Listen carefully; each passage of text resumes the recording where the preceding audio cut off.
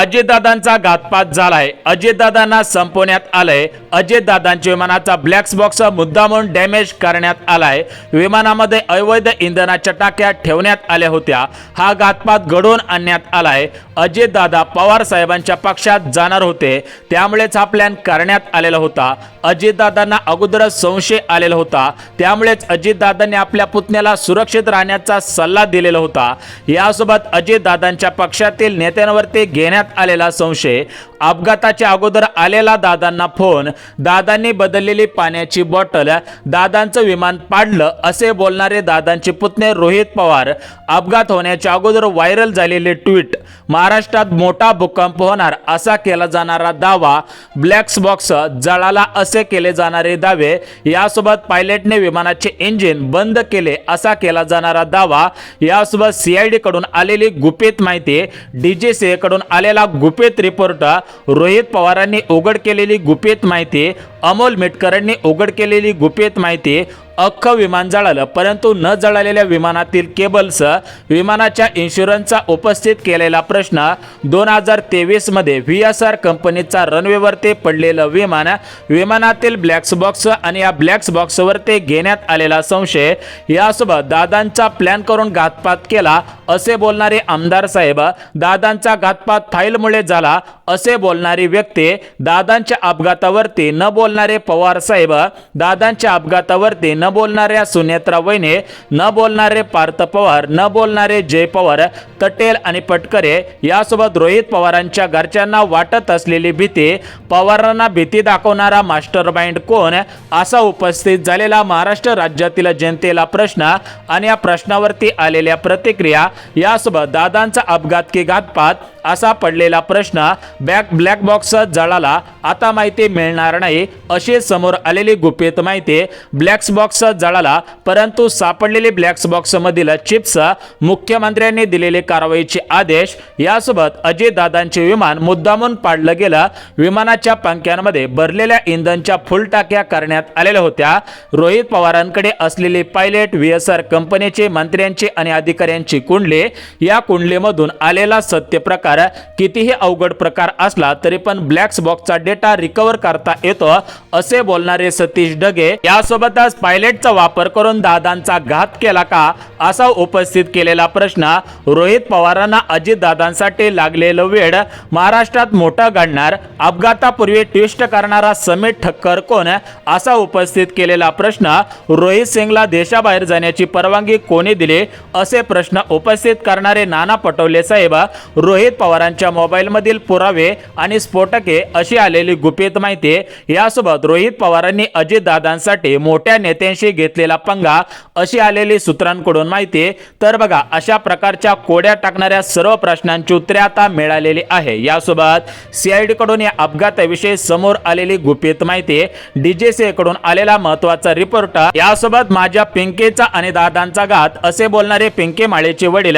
रोहित पवारांनी हे धंदे बंद करावे आणि कुटुंबाला आधार द्यावा असे बोलणारे राधाकृष्ण विखे पाटील, ब्लॅक बॉक्स बद्दल रोहित पवारांचे नवीन आक्षेप, सरकारला म्हणाले काय म्हणाले याविषयी आलेली माहिती, दादांचे विमानाचे केवळ 85 तास बाकी होते अशी आलेली गुपित माहिती, अख्खा फोन टिकला परंतु ब्लॅक बॉक्स कसा काय खराब झाला, सुरुवातीपासून ब्लॅक बॉक्सवरती शंका होते, रोहित पवारांनी केलेला खुलासा, यासोबत रोहित पवारांनी राऊतांना गुरु केले का असे बोलणारे बीजेपी पक्षांचे नेते, दादांच्या रिपोर्टमध्ये हेराफेरी होते का असा उपस्थित केला जाणारा प्रश्न, तर एकंदरीत अशा ज्या सोशल मीडियावरती चर्चा सुरू आहेत तर या सर्व चर्चांची सत्यता आता समोर आलेली आहे। जी पण काही गुपित माहिती आतापर्यंत दाबून टाकण्यात आलेली होती तर ही गुपित माहिती आता समोर यायला सुरुवात झालेली आहे। तर या माहितीमुळे राज्याचे उपमुख्यमंत्री अजितदादा पवार यांच्या विमान अपघाताचा संपूर्ण उलगडा लागलेला आहे। एकंदरीत जी अगोदर माहिती आपल्याला समोर आलेली होती 28 जानेवारी पासून आजपर्यंत ज्या ज्या बातम्या तुम्ही आम्ही ऐकलेल्या होत्या तर त्या बातम्या आता असत्य ठरलेल्या आहेत, कारण या दादांच्या अपघाताविषयी नवीन माहिती समोर आलेली आहे। या माहितीमुळे या अपघाताचा संपूर्ण उलगडा लागलेला आहे। तर एकंदरीत या विमानामध्ये 6 व्यक्ती होत्या, तर त्या 6 व्यक्तींचा प्रश्न सुटलेला आहे। यासोबत या विमानामध्ये स्फोटके होती का, यासोबत दादांचा अपघात की घातपात, यासोबत VSR कंपनीवरती केलेले आरोप खरे का खोटे, यासोबत रोहित पवार यांनी उपस्थित केलेले प्रश्न, अजित पवार गटाचे आमदार खासदार यांनी आता सध्याच्या स्थितीला उपत केलेले प्रश्न, त्या प्रश्नांवरची माहिती सुद्धा आपण पाहणार आहोत। त्यामुळे व्हिडिओ सविस्तर आणि शेवटपर्यंत पहा। बघा, आपल्या चॅनलचा दृष्टिकोन तुमच्यापर्यंत सत्य माहिती पोहोचवण्याचा आहे। कोणती अफवा किंवा चुकीची माहिती न देता जी पण काही सत्यता आहे ती सत्यता तुमच्यापर्यंत पोहोचवण्याचा आहे। त्यामुळे हा व्हिडिओ सविस्तर आणि शेवटपर्यंत पहा, जेणेकरून तुम्हाला या अपघाताचा संपूर्ण रिपोर्ट समजून जाणार आहे। आता बघा मित्रांनो, तुम्हाला सुद्धा माहिती असेल की अजितदादा पवार मुंबईच्या देवगिरी बंगल्यावरती 27 जानेवारी रोजी या ठिकाणी उपस्थित होते। तर 27 जानेवारी रोजी अजितदादांसोबत काय काय घडलेलं असावं याची काय माहिती समोर आलेली आहे, तर ती माहिती सुद्धा आपण पाहणार आहोत। बघा, विचार करायला गेला तर 28 जानेवारीची ते सकाळ संपूर्ण राज्यातील जनतेसाठी एक दुर्दैवी, काळी आणि चुकीची सकाळ ठरलेली होती, कारण या दिवशी महाराष्ट्र राज्याचं कणखर नेतृत्व, राजकारणातील सर्वात मोठा हिरा संपूर्ण महाराष्ट्र राज्याने जनतेने गमावलेला होता। विचार करायला गेला तर ती 28 जानेवारीची सकाळ आपल्यासाठी उजळायलाच नव्हती, अशा पद्धतीची काही ठिकाणी प्रश्न सुद्धा उपस्थित होत आहेत। तर एकंदरीत हा अपघात कसा घडला, तर या अपघाताच्या मागे कोण आहे का, सध्याच्या स्थितीला या अपघाताविषयी या ब्लॅक बॉक्स मधून काही माहिती समोर आलेली आहे। यासोबत CID असेल, DGC असेल, तर यांच्या माध्यमातून कोणकोणती माहिती आतापर्यंत देण्यात आलेली आहे। यासोबत 28 जानेवारी पासून आजपर्यंत कोणाचे काय म्हणणे याच्यावरती आलेले आहे। यासोबत सध्याच्या स्थितीला सोशल मीडियावरती चर्चा सुरू आहे की CIDच्या माध्यमातून एक नवीन रिपोर्ट समोर आलेला आहे। त्या रिपोर्टमध्ये दादा जिवंत असल्याचा दावा करण्यात आलेला आहे। तर अशा प्रकारचे एक व्हिडिओ फिरत आहे। यासोबत दादा जर्मनीत आहेत अशा प्रकारचा दावा केला जाणारा एक व्हिडिओ सोशल मीडियावरती व्हायरल झालेला आहे। तर या व्हिडिओमधील काही सत्यता समोर आहे, तर ती सत्यता सुद्धा आपण मांडत आहोत। आता बघा, सर्वांना सुद्धा माहिती आहे की हा अपघात कशा प्रकारे घडलेला आहे, परंतु हा अपघात घडला का, हा अपघात घडवून आणला, तर याचं गुपित उघडकीस आलेलं नव्हतं। परंतु आज रोहित पवारांनी पॉवर पॉइंट प्रेझेंटेशन याच्या माध्यमातून विविध खुलासे केलेले आहेत। यासोबत याच्यामधून आता एक महत्त्वाची गुपित माहिती समोर आलेली आहे। तर या माहितीमुळे आता अजितदादांच्या अपघाताचा किंवा घातपाताचा हा जो प्रश्न लांबणीवरती जात होता, तर तो प्रश्न आता सुटत आहे। बघा, विचार करायला गेला तर 28 जानेवारीच्या सकाळी महाराष्ट्र राज्याचे उपमुख्यमंत्री अजितदादा पवार देवगिरीच्या बंगल्यावरून मुंबईच्या विमानतळाकडे रवाना झालेले होते। अजितदादा पवार हे 8 वाजायच्या अगोदर मुंबईकडे रवाना झालेले होते। मुंबईच्या विमानतळावरती ते 8:10 आसपास पोहोचलेले असावेत अशी माहिती समोर येत आहे। परंतु अद्याप अजितदादांचे जे पण काही फुटेज आहेत, म्हणजे देवगिरीच्या बंगल्यावरून बाहेर निघतानाचे फुटेज असतील किंवा या VSR कंपनीच्या लिअरजेट 45 विमानामध्ये अजितदादा बसले की नाही, हा जो फुटेज होता तर तो फुटेज अजून समोर न आल्यामुळे या संपूर्ण प्रकरणाची दिशा वेगळ्या पद्धतीने पसरलेली होती। परंतु महाराष्ट्र राज्याचे उपमुख्यमंत्री अजितदादा पवार यांचे पुतणे रोहित पवार यांच्या माध्यमातून विविध CCTV आता ओपन करण्यात आलेले आहे। तर सर्व CCTV आता सर्वांसमोर मांडण्यात येत आहे। यातच आता अजितदादांच्या अपघाताचा एक नवीन CCTV सुद्धा समोर आलेला आहे।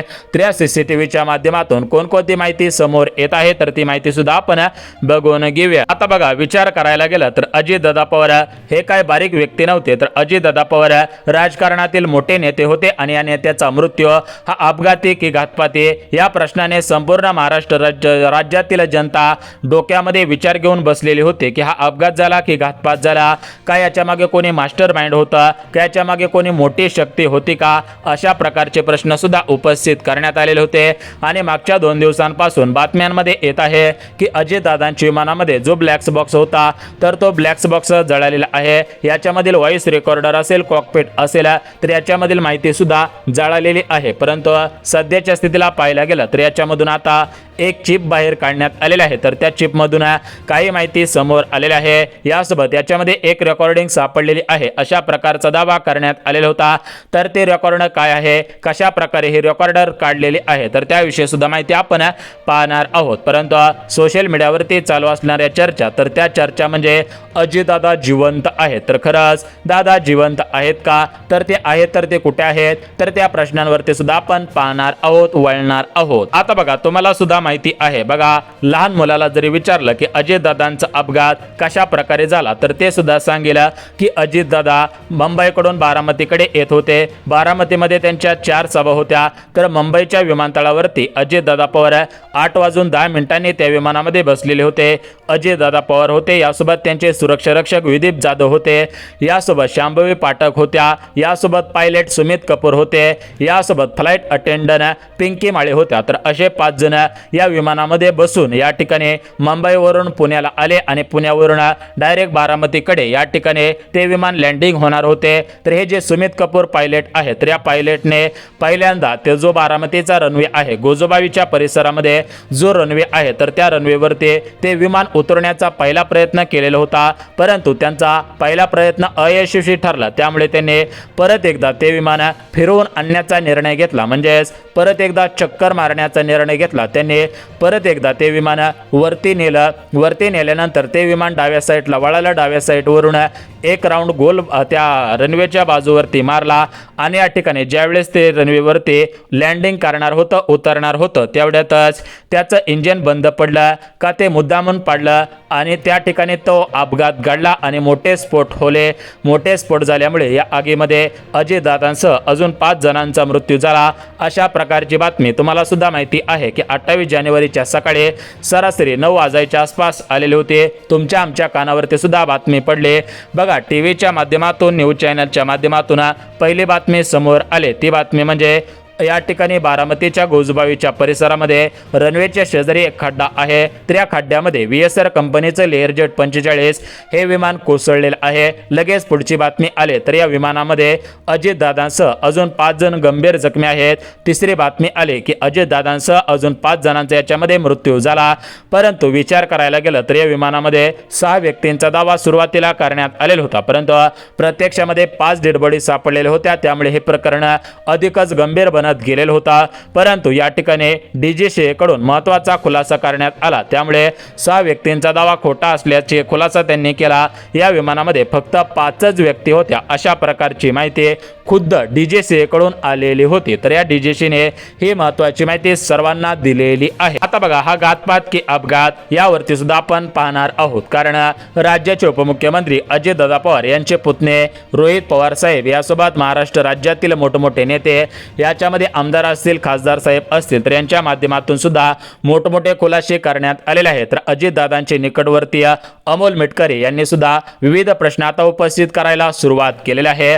तर यांनी कोणकोणते प्रश्न उपस्थित केलेले आहेत आणि त्यांच्या कोणकोणत्या प्रश्नांना आता प्रतिसाद मिळालेला आहे, तर त्याविषयी आपण सुद्धा पाहणार आहोत। बघा, विचार करायला गेला तर महाराष्ट्र राज्याचे मुख्यमंत्री फडणवीस साहेब यांच्या माध्यमातून CID कडे आणि DGCA कडे हा तपास देण्यात आलेला होता। तर या CIDच्या माध्यमातून सुद्धा काही महत्त्वाची माहिती आता समोर आलेली आहे, DGCAच्या माध्यमातून सुद्धा महत्त्वाची माहिती समोर आलेली आहे। तर CID आणि DGCA यांच्या माध्यमातून कोणकोणती माहिती समोर आलेली आहे, तर ती माहिती सुद्धा आपण पाहणार आहोत। परंतु दादांचा घात की अपघात असे जे प्रश्न उपस्थित केले जात होते, तर या प्रश्नांवरती कोणकोणती माहिती समोर आलेली आहे, यासोबत अजितदादा पवार यांच्या जीवाला धोका होता, हा जीवाला धोका होता अशा पद्धतीची माहिती अजितदादांना समजली होती, अशा प्रकारचा दावा खुद्द रोहित पवारांनी केलेला आहे।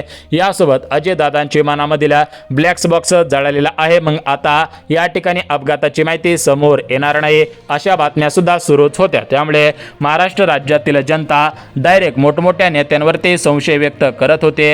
यासोबत अजितदादांच्या गटातील सुद्धा काही आमदारांवरती, खासदारांवरती सुद्धा संशय व्यक्त केला जात होता, परंतु आता गुपित माहिती समोर आलेल्या आहेत। या माहितीमुळे या संपूर्ण प्रकरणाचा उलगडा होणार आहे। बघा, 6वी व्यक्तीचा प्रश्न सुटलेला आहे, परंतु विमानाच्या इंजिनमध्ये काय तांत्रिक बिघाड होता का, यासोबत गोजीबावीच्या सरपंचांनी उपस्थित केलेला प्रश्न, तो प्रश्न म्हणजे या ठिकाणी विमानातून कोणीतरी उडी मारण्याचा करण्याचा प्रयत्न करत होते। यासोबत अजितदादांची विमानाच्या साईटला पडलेली कागदपत्रे, यासोबत न जळालेली घड्याळ असलेल्या, विमानातील न जळालेल्या केबल्स असलेल्या, यासोबत विमानामध्ये जास्त प्रमाणामध्ये वाहून नेले जाणारे इंधन, अशा पद्धतीने उपस्थित केलेले प्रश्न आणि या प्रश्नांवरती समोर आलेली माहिती। तर या संपूर्ण प्रकरणाची सविस्तर माहिती, सविस्तर ताजा रिपोर्ट आपण पाहत आहोत, त्यामुळे हा व्हिडिओ सविस्तर आणि शेवटपर्यंत पहा। जर तुम्ही हा व्हिडिओ सविस्तर आणि शेवटपर्यंत पाहिला तर तुम्हाला संपूर्ण प्रकरणाची माहिती समजून जाणार आहे। आता बघा, विचार करायला गेला तर खुद्द रोहित पवारांनी दिलेल्या माहितीनुसार हा जी CID आहे त्यासोबत DGC असेल, तर यांच्या माध्यमातून एक काल रिपोर्ट समोर आलेला आहे। त्या रिपोर्टमध्ये सांगण्यात आलेलं आहे की अजयदादांच्या विमानामध्ये जो ब्लॅक बॉक्स होता, तर तो ब्लॅक बॉक्स मोठ्या प्रमाणामध्ये जे पण काही स्फोटक झालेले होते, मोठ्या प्रमाणामध्ये जे पण काही त्याच्यामध्ये स्फोट झालेला होता, तर त्या स्फोटामुळे या इंजिनामधील काही चिप्स या ठिकाणी वितळल्याची माहिती समोर आलेली आहे। हा ब्लॅक बॉक्स खराब झाल्याची माहिती समोर आलेली आहे। त्यामुळे रोहित पवारांनी डायरेक्ट प्रश्न उपस्थित केलेला आहे की हा या ठिकाणी विमानातील ब्लॅक बॉक्स सध्याच्या स्थितीला असा काही लगेच जळत नाही, परंतु याच्यामध्ये काही दुसरं काय आहे का, अशा प्रकारचे प्रश्न त्यांनी उपस्थित केलेले आहेत। परंतु अजयदादा जिवंत आहेत हे काय चर्चा सुरू होते, तर ते चर्चा आता संपलेली आहे। खुद्द रोहित पवारांनी या ठिकाणी दादा जिवंत नाहीत